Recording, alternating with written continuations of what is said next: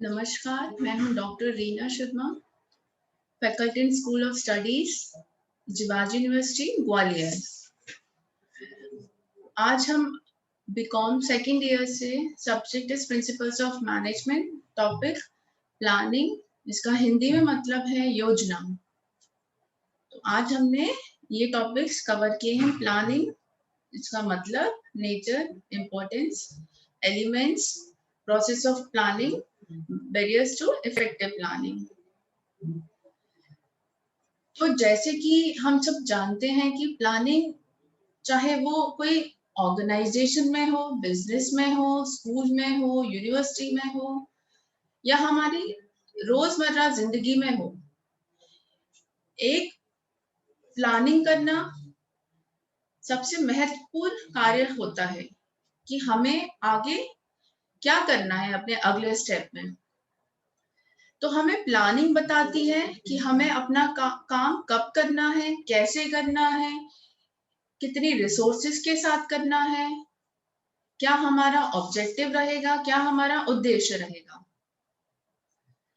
तो जो प्लानिंग होती है वो हम फ्यूचर के लिए करते हैं, हम नेक्स्ट स्टेप के लिए करते हैं, नेक्स्ट डे के लिए करते हैं, या नेक्स्ट कमिंग मंथ्स के लिए करते हैं। तो हम इसमें पढ़ते हुए, planning is deciding in advance what to do, how to do it, when to do it and who to do it.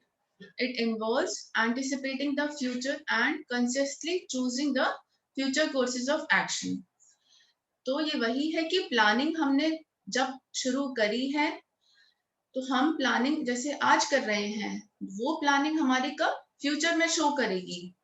हम उस प्लानिंग को एडवांस में कर रहे हैं कि हमें प्लानिंग कब करना है, कैसे करना है, किसके द्वारा करना है, कितनी हमें रिसोर्सेस की जरूरत होगी, और क्या हमारा उसमें उद्देश्य रहेगा। तो जैसे कि हैमन ने बोला है, according to Haimann, planning is the function that determines in advance what should be done. तो हम प्लानिंग को एडवांस में ही कर लेते हैं कि हमें क्या कार्य अपना करना है और कब करना है। तो प्लानिंग जो है, it is the process of thinking about and organizing the activities required to achieve desired goal. तो ये एक एनालिटिकल स्टडी भी होती है जो हमारी सोचने की क्रिएटिविटी उसमें दर्शाती है कि हम कितने अच्छे से प्लानिंग कर रहे हैं कि जो हमें फ्यूचर में हमें पॉजिटिव रिजल्ट्स प्रोवाइड करे। Planning is deciding in advance what is to be done. It involves the selection of objectives, policies, procedures and programs from alternatives. ये डेफिनेशन दी गई है एमी हार्ले द्वारा।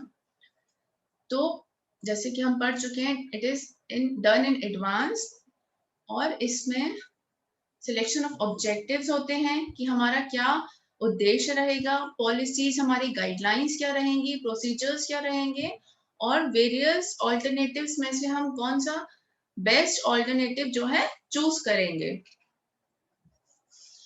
अब इसके नेचर और फीचर्स और कैरेक्टरिस्टिक्स ऑफ प्लानिंग हम पढ़ेंगे, जिसका फर्स्ट है planning is goal oriented. Planning जो है हमेशा गोल ओरिएंटेड होनी चाहिए, जो ऑब्जेक्टिव है वो हमें प्रॉपर डिफाइंड होना चाहिए। Plans are made in order to seek certain predetermined goals. जो भी हमने एडवांस में गोल्स बनाए हैं, ऑब्जेक्टिव्स बनाए हैं, उनको हमें ध्यान में रखते हुए आगे बढ़ते रहना है, जिससे हमारा उद्देश्य जो है वो पूरा हो सके।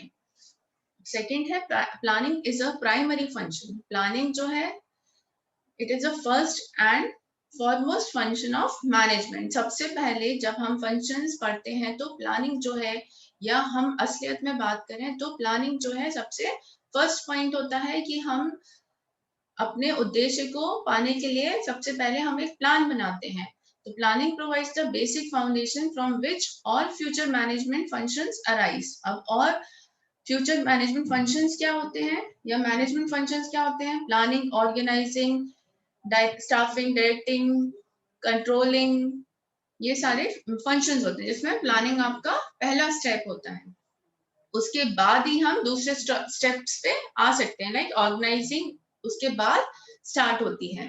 Then planning is a thinking process. Planning जो है थिंकिंग प्रोसेस होता है, यस, क्योंकि इसमें जो मैनेजर होता है या जो सीईओ होते हैं वही डिसाइड करते हैं क्या हमें डिसीजन लेना है, वही डिसीजन मेकर होते हैं। अपनी इमेजिनेशन से, अपने एक्सपीरियंस से, इंटरनली एक्सटर्नल एनवायरनमेंट को देखते हुए अपनी प्लानिंग को जो है आगे बढ़ाते हैं और कुछ डिसीजंस लेते हैं। तो they should be a good decision making. Planning is flexible, planning should not be rigid. Planning जो है हमेशा फ्लेक्सिबल होनी चाहिए। मतलब फ्लेक्सिबल का मतलब है कि हम चीजें जो है हमारी कठिन नहीं होनी चाहिए, मतलब फ्लेक्सिबल कि हम उसको बदलना चाहें तो हम उसको नेक्स्ट डे बदल पाए। जैसे कि जो हमारे एनवायरनमेंट होते हैं, दो टाइप के एनवायरनमेंट होते हैं, एक एक्सटर्नल एनवायरनमेंट होता है, एक इंटरनल। एक्सटर्नल जो बाहर के एनवायरनमेंट होते हैं, लाइक पॉलिटिकल, गवर्नमेंट एनवायरनमेंट, जो गवर्नमेंट के रूल्स एंड रेगुलेशन बनाती है, और टेक्नोलॉजिकल एनवायरनमेंट। तो ये सारे एक्सटर्नली कितना इफेक्ट करते हैं, क्योंकि ये हर दिन नए गाइडलाइंस आती हैं गवर्नमेंट से, या पॉलिटिकल इश्यूज आ जाते हैं, या टेक्नोलॉजी नई आ जाती है। तो और या इंटरनल एनवायरनमेंट, हमें पॉलिसीज चेंज करनी है according to the external environment. इसलिए ये चीजें जो है स्मूथ बनाने के लिए हमें हमेशा फ्लेक्सिबल रखनी चाहिए। Then planning is all pervasive. Planning हर एक जगह एग्जिस्ट करता है, हर जगह एग्जिस्ट इसकी एग्जिस्टेंस रहती है, चाहे वो आपका टॉप लेवल हो, मिडिल लेवल हो, या लोअर लेवल हो। क्योंकि planning is an ongoing activity. ऐसा तो नहीं है कि आज हमने प्लानिंग कर ली, कल को हमें प्लानिंग नहीं करनी होगी। ऐसा नहीं होता है। हमें जो हमारे मैनेजर्स होते हैं, टॉप लेवल होता है, वो हमें डेली हमारी नई डे टू डे स्ट्रैटेजीज बताते हैं। डे टू डे हमें कितना कवर अप करना है, सारी इंफॉर्मेशन हमें डे टू डे करना पड़ता है। इसलिए प्लानिंग जो है हर जगह एग्जिस्ट होता है, हर दिन एग्जिस्ट होता है। ऐसा नहीं है आज हमने कर लिया प्लानिंग और कल हम नहीं करेंगे, ऐसे नहीं होता। इसलिए प्लानिंग जो है it is all pervasive. Then planning is a continuous process. Planning जो है जैसा हमने अभी पढ़ा कि वो हमेशा चलता रहेगा, जब तक आपका कार्य समाप्त नहीं होगा वो उस एंड तक चलता रहेगा। So planning is a never ending process, it's ongoing process। and reassessment of the resources, हमेशा हमें assessments की, resources की हमें जानकारी होनी चाहिए। डायरेक्शंस हमें पता होना चाहिए कि हमें क्या डायरेक्शन देना है अपने सुपरवाइजर्स को, क्या नई नई अपॉर्चुनिटीज आ रही हैं, क्या हमारी वीकनेसेस हैं, क्या प्रॉब्लम्स हैं, वो हमें सारी कन्वर्ट करके हमें उनको पॉजिटिवली और अपने गोल को अचीव करना है। Then planning involves choice. Planning always involves choice because among various alternatives. If there is only one way of doing something, there is no need for planning. Planning arises only when there are alternatives available.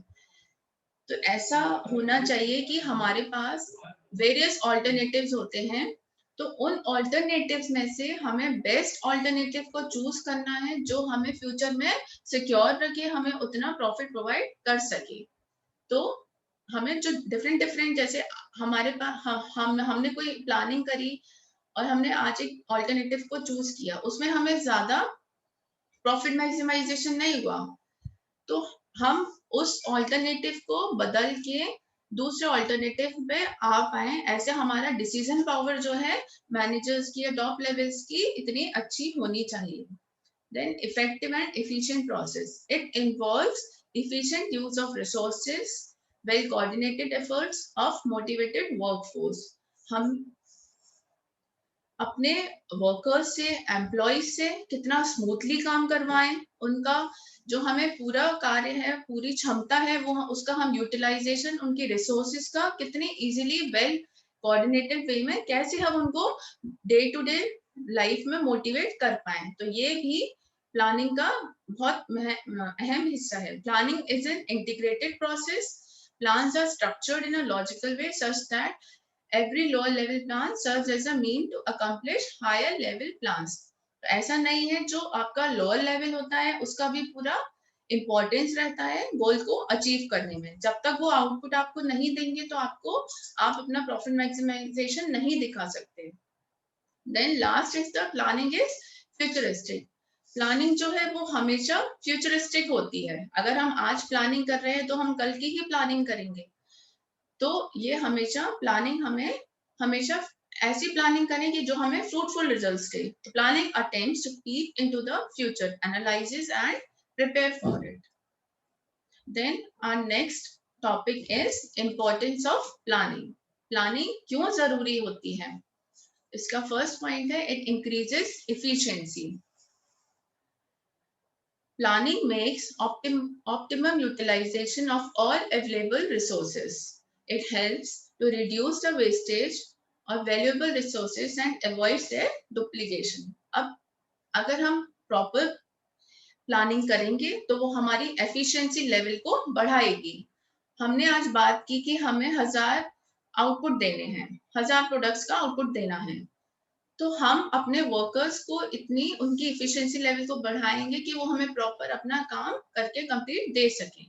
और अगर हमारी planning जो है smooth रहेगी तो उससे क्या है, वेस्टेज जो है वो कम रहेगा और जो डुप्लीकेशन है उसको अवॉइड कर पाएगा. It aims to give the highest return at the lowest possible cost. जितना हम रिटर्न लगा रहे हैं उससे हमें ज्यादा प्रॉफिट चाहिए, तो हमें ज्यादा से ज्यादा प्रॉफिट मिल पाए eight the lowest possible cost.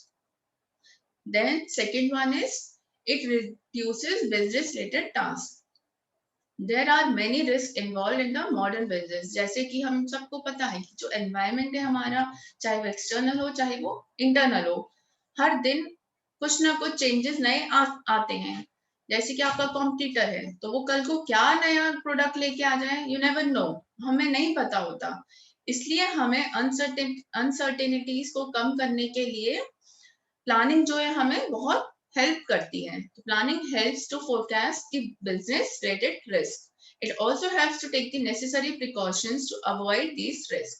हमेशा प्लानिंग जो है ऐसे रिस्क को हमें बचाने में हमारी मदद करती है. Thus it reduces business risk. Then next point is it facilitates proper coordination. जैसे कि हमारे काफी डिपार्टमेंट्स होते हैं, सब डिपार्टमेंट होते हैं ऑर्गेनाइजेशन के अंदर. तो ये सारे डिपार्टमेंट्स में एक स्मूथ कोऑर्डिनेशन रहे, कम्युनिकेशन जो है वो अच्छा बना रहे, उसके लिए हमें सबसे पहले अपना प्लानिंग करना चाहिए कि हम अपने वर्कर्स से, एम्प्लॉयज से प्रॉपरली कम्युनिकेट करके, उनसे बातचीत करके, कोऑर्डिनेट करके हम उनको अपना उनका जो भी कार्य है डे टू डे उसमें वो अपना प्रॉपरली काम खत्म कर पाए, चाहे वो शॉर्ट टर्म में हो, मीडियम टर्म में हो या लॉन्ग टर्म प्लान्स में. हर जगह आपकी प्लानिंग जो है एग्जिस्ट करती है. Such proper coordination is possible only because of efficient planning. Then we come on aids in organizing. अब aids क्यों ऑर्गेनाइजिंग में प्लानिंग कैसे हेल्प करती है? जब प्लानिंग कंप्लीट होगी तभी तो हम ऑर्गेनाइज कर पाएंगे. जो भी हमारी चीजें हैं हम कैसे उनको प्रॉपरली ऑर्गेनाइज करेंगे प्रॉपर वे में. तो जैसे कि it means to bring together all available resources. अब हमने ब्लूप्रिंट तो बना लिया कि ये हमारी प्लानिंग है, तो जब तक हम उनको इम्प्लीमेंट करने के लिए आगे नहीं बढ़ेंगे हम कैसे अपनी प्लानिंग को कंप्लीट करेंगे. तो जो भी आपके like for that is 6 ends, मतलब जो भी हमारे money, material, machinery, mission, methods, जो भी आप मैन पावर्स, जो भी आपकी चीजें हैं उन कितनी आपको मैन पावर की जरूरत है जिससे डुप्लीकेसी ना हो, जिससे वेस्टेज ना हो. तो प्रॉपर वे में हमें चीजों को कैसे ऑर्गेनाइज करना है, कितनी हमें मैन पावर की जरूरत है, कितनी मशीनरीज की जरूरत है, उस हिसाब से हम ब्लूप्रिंट में लिखते हुए, बनाते हुए आगे चीजों को ऑर्गेनाइज करते हुए आगे बढ़ेंगे. Since planning tells us the number of resources required and when they are needed. जैसे कि आज हमने नया प्रोडक्ट के लिए हम मैन्युफैक्चरिंग कर रहे हैं, तो हमने ब्लूप्रिंट बना लिया कि हमें इतने मैन पावर की जरूरत है, whether it is in HR department, marketing और फाइनेंस डिपार्टमेंट. तो अगर हमने काम को देखते हुए उतने ही मैन पावर की जरूरत के अनुसार हमने नोट डाउन कर लिया, उतनी ही हमने हायर किए लोगों को, तो हमारी जो है रिसोर्सेज की वेस्टेज नहीं होगी. इससे प्लानिंग जो है बहुत जरूरी है आगे स्टेप्स को, आगे फंक्शंस को कवर अप करने में. Then it means that planning aids in organizing in an efficient way. Then it gives right direction. Obviously planning जो है हमेशा अगर हमारी प्रॉपर रही, स्मूथ रही, तो वो जो है हमें राइट डायरेक्शन दिखाती है. Direction means to give proper way in a right direction and जो गाइडेंस होती है, हम सबऑर्डिनेट अपने सबऑर्डिनेट्स को राइट गाइडेंस दे पाए। तो without planning it is impossible. It is because planning tells us what to do, क्योंकि प्लानिंग हमें बताती है हमें कैसे काम करना है, कब करना है और कब तक हमें उसको कार्य को अपने समाप्त करके ऑर्गेनाइजेशन को देना है। Therefore, planning helps to give the right direction. फिर हम आते हैं keeps good control. With control, the actual performance of an employee is compared with the plans. तो हम जब भी प्लानिंग करते हैं, आज हमारी एक्चुअल परफॉर्मेंस क्या है और फ्यूचर में हमारी क्या परफॉर्मेंस रहेगी, मतलब हमारे रिजल्ट जो है हमें पॉजिटिव मिलेंगे या हमें हमारी कितनी डेविएशंस रहेंगी, कहाँ हमारा गैप रहेगा। तो वो चीजें हमें प्लानिंग बहुत मदद करती है बताने में, जिससे हम अपना कार्य को पॉजिटिवली खत्म कर सकते हैं। जो भी डेविएशंस आते हैं उनको हम किस तरीके से करेक्ट कर सकते हैं। It is impossible to achieve such control without the right planning. अगर हमें पता ही नहीं है कि हमें क्या करना था, हमारा उद्देश्य क्या था या हमें क्या ऑब्जेक्टिव हमें अचीव करना था, तो हमें अपने डेविएशन भी नहीं पता चलेंगे कि कहाँ हमारी कमियां आई हैं, कहाँ हमें जो रिजल्ट्स हैं वो हमारे फ्रूटफुल रिजल्ट्स मिले हैं। Therefore, planning becomes necessary to keep good control. Then helps to achieve objectives. Every organization has certain objectives or targets. It keeps working hard to fulfill these goals. Planning helps an organization to achieve these aims, but with some ease and promptness. तो जो objective है उसको achieve करने में, weather वो objective या गोल organisation का हो या इंडिविजुअल का हो, लाइक इंडिविजुअल्स के गोल होते हैं कि आज हमें इतना टारगेट जो है अपना खत्म करना है, और वो इंडिविजुअल का गोल क्या होगा, पूरी ऑर्गेनाइजेशन का गोल होगा। तो ये गोल को अचीव करने के लिए planning also helps an organization to avoid doing some random done by chance activities. Then it motivates personnel. तो जो प्लानिंग होती है वो एम्प्लॉइज को, वर्कर्स को हमेशा मोटिवेट करती रहती है। Like it can be financial and non-financial by providing incentives or benefits, any type of in the way of money or non-financial. So these incentives motivate them to work hard and achieve the objective of the organization. For example हमने नई policy, मतलब एक policy हमने generate की जिसमें हमने लिखा कि जो वर्कर्स हैं वो हार्डली अपना काम अगर डे पर पर्टिकुलर डे में हमें पूरा रिजल्ट प्रोवाइड करेंगे तो हम उनको इंसेंटिव्स प्रोवाइड करेंगे। तो हर एम्प्लॉय जो है, हर वर्कर जो है वो मोटिवेट होता रहेगा अपने काम से और उसको पॉजिटिव वे में लेके हमें अच्छे रिजल्ट्स प्रोवाइड करेगा। Then it encourages creativity and innovation. So planning helps managers to express their creativity and innovation. तो जो प्लानिंग होती है वो टॉप लेवल या मैनेजर्स के द्वारा की जाती है, क्योंकि they are the good decision maker और वही डिसीजंस लेंगे, उनको पता है हमारे पास क्या बजट है क्या। तो उनके अंदर ऐसी क्रिएटिविटी होनी चाहिए, इनोवेशन होना चाहिए जो कि प्रॉपर प्लानिंग से आता है। Bring satisfaction to the managers and eventually success to the organisation. Then helps in decision making. A manager makes many different plans, क्योंकि जब मैनेजर होता है उसके पास बहुत सारे उसके दिमाग में आइडियाज आते हैं कि मैं ये काम कर सकता हूँ, मुझे इससे इतना प्रॉफिट होगा, या मैं ये काम करूंगा तो मुझे इतना मतलब वही कि प्रॉफिट कितना हो सकता है उसको किस काम से। तो अगर उसके पास डिफरेंट डिफरेंट ऑल्टरनेटिव्स हैं तो he should be a good decision maker कि वो उन ऑल्टरनेटिव्स में से बेस्ट वाला चूज कर पाए और उसको आगे फॉरवर्ड करे, तो जिससे so the decision making is facilitated by planning. Then we come on elements of planning. Next topic है हमारा एलिमेंट्स ऑफ प्लानिंग, जिसमें पहला वाला है objectives.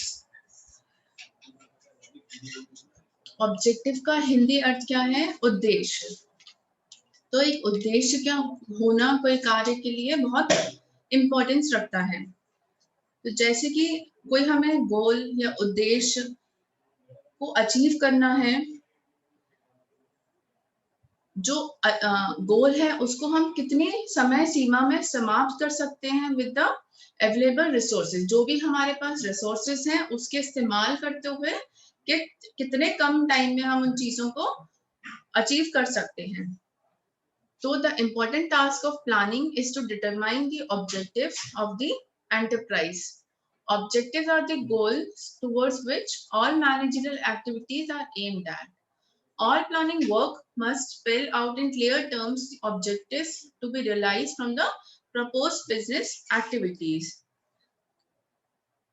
So objectives are the goals towards which all managerial activities are aimed. All planning work should be spelled out in clear terms that objectives to be realized from the proposed business activities. तो जो हमारा उद्देश्य है वो हमें clear होना चाहिए.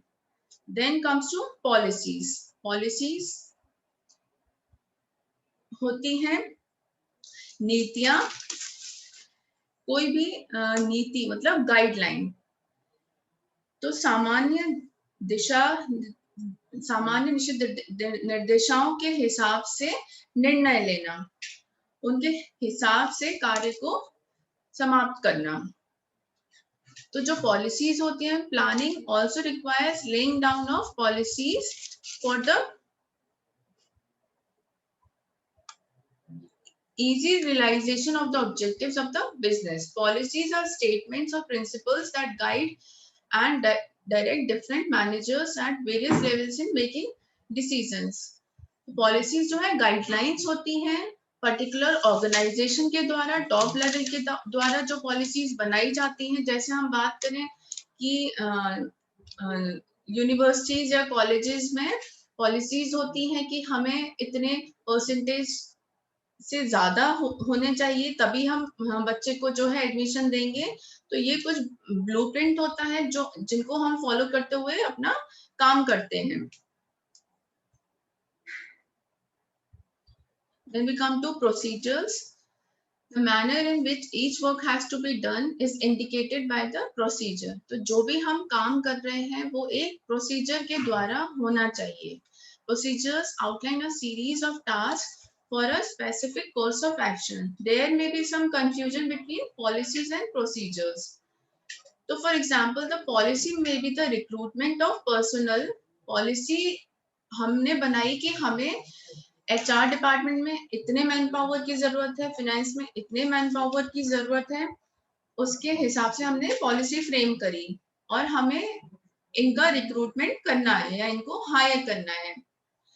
लेकिन जो प्रोसीजर क्या होता है वो हम क्या प्रोसीजर अपनाएंगे कि हम उस पॉलिसीज को इम्प्लीमेंट कर पाए. तो प्रोसीजर को हमारा क्या प्रोसीजर रहेगा, हम एडवर्टीजमेंट के द्वारा लोगों को बताएंगे या हम किस तरह का एडवर्टीजमेंट करेंगे, टेलीविजन के द्वारा या होर्डिंग्स के द्वारा, और हम उनको कैसे इनवाइट करेंगे एप्लीकेशंस को, और हम किस तरीके से इंटरव्यू लेंगे और हम फिर उनको ऑफर अपॉइंटमेंट देंगे. तो ये एक हमारा प्रोसीजर रहेगा पॉलिसी को फॉलो करते हुए.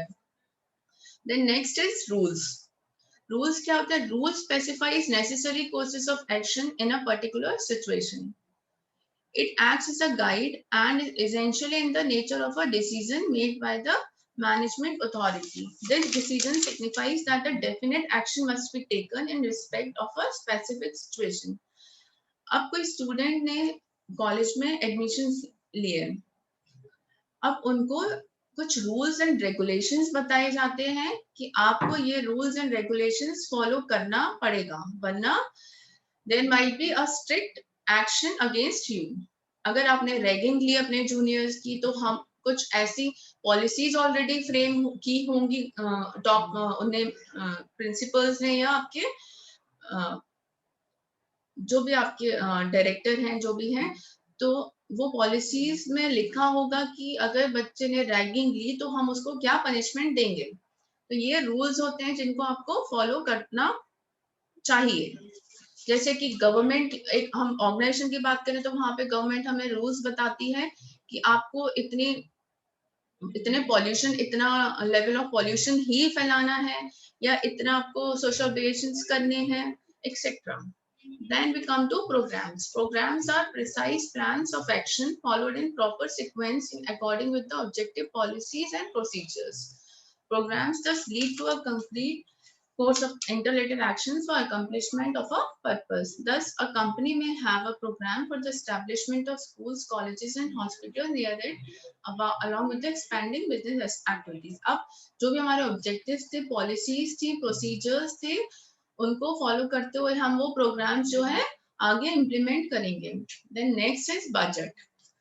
अब बजट तो मेन होता ही है क्योंकि budget means an estimate of man money materials and equipment in required for implementation of plans and programmes. जो भी हमारे प्लान्स प्रोग्राम्स बने हैं तो वो कैसे कंप्लीट होंगे, जब तक हमारा हमें बजट नहीं पता होगा तो हम वो कंप्लीट नहीं कर सकते. तो उसको कंप्लीशन करने के लिए हमें हमारा budget should be known to us, चाहे वो मैन हो, मनी हो, मटेरियल्स हो.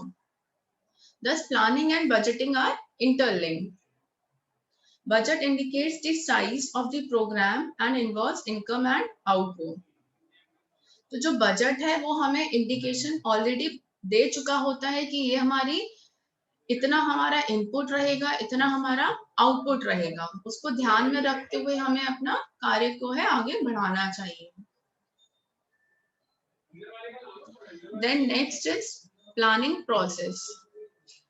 तो प्लानिंग को हम स्टेप बाय स्टेप कैसे कंप्लीट करते हैं. Planning is the first primary function of management. जैसा हम पढ़ते हुए आ रहे हैं कि it is the first and foremost function of management. The planning function involves the decision of what to do, how to do, when to do. So managers must focus a lot of their attention on planning and the planning process. जब तक आपकी planning proper way में नहीं होगी, you cannot move forward. So let us take a look at the 8 points. First is recognizing need for action.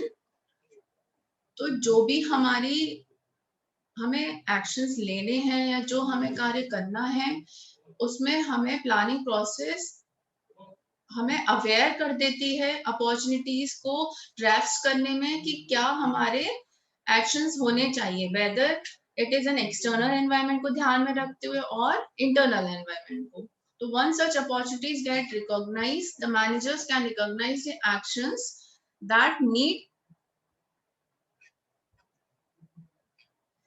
to be taken and realize them.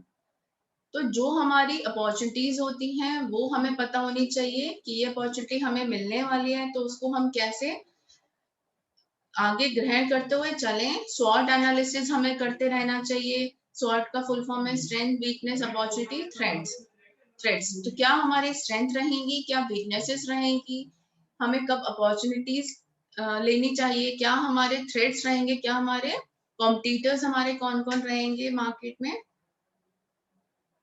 Then second is setting objective.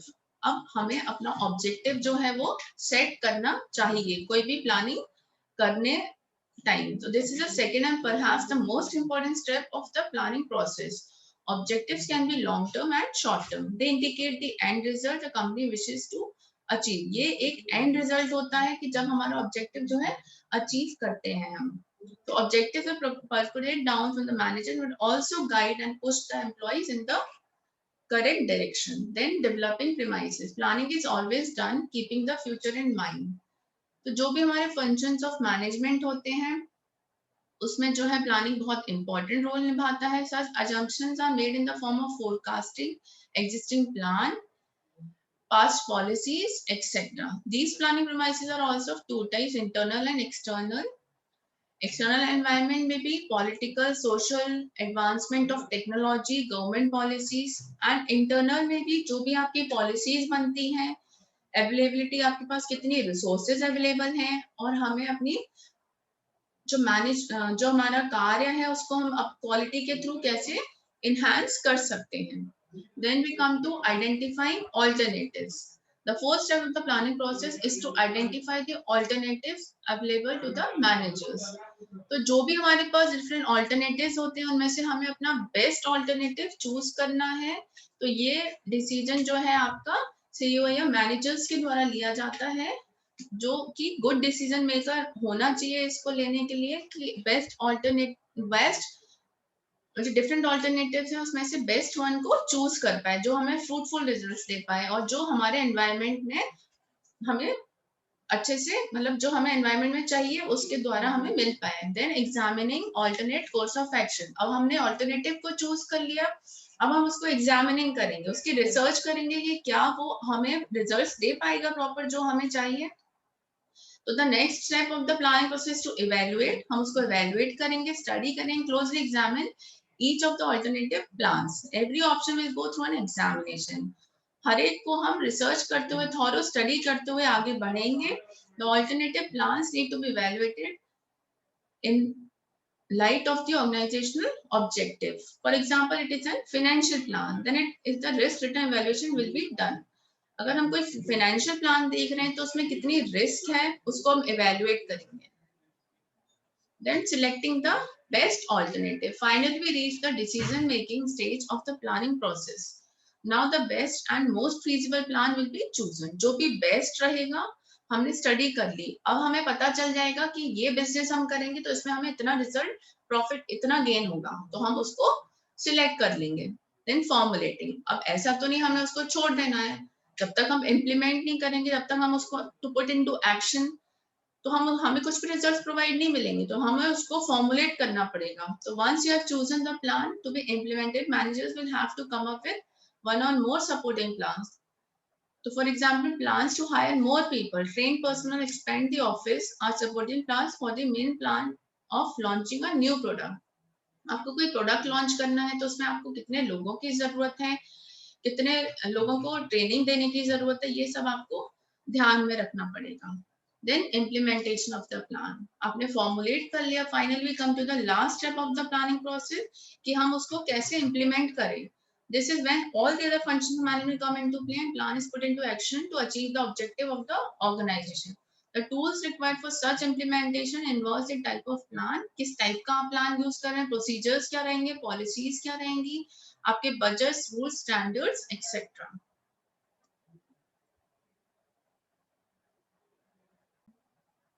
अब barriers of effective planning. First is communication barrier to effective planning. तो जब भी कुछ जो barriers मतलब रुकावटें, तो प्लानिंग को इफेक्टिव करने में क्या क्या रुकावटें आ सकती हैं. तो when communication within or between groups breaks down or doesn't exist, planning becomes ineffective. जब भी कम्युनिकेशन जो है प्रॉपर नहीं रहेगा दो लोगों के बीच में, तो प्लानिंग जो है इफेक्टिव नहीं रहेगी.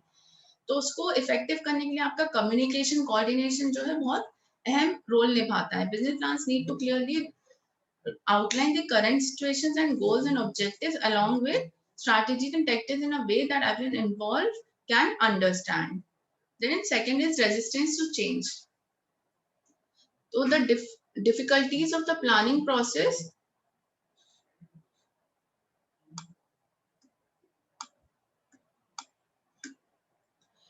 are not always available of accident or incompetence.